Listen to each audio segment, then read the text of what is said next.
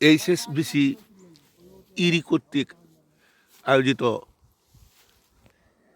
এফআইবিডিবি এবং উপজেলা কৃষি অফিসের যৌথভাবে মধু উৎপাদন বৃদ্ধির লক্ষ্যে সংগঠিত চাষিদের মাঝে মৌ চাষ সূচনা আমাদের বিশ্বম্বরপুরে এই প্রথম আমরা মৌ চাষ নিয়ে কাজ করতে যাচ্ছি। এখানে আপাতত জমির পরিমাণ 15 থেকে 20 হেক্টরের মতো জমি হবে।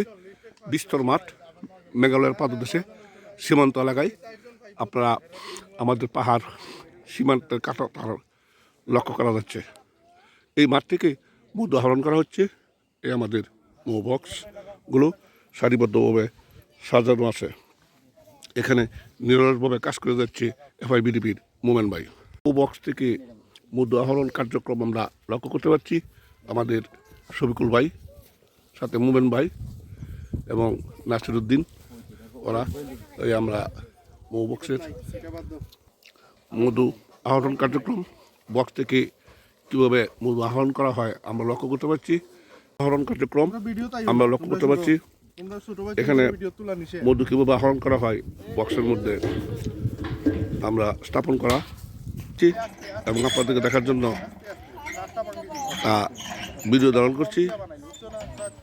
এই হলো আমাদের কার্যক্রম।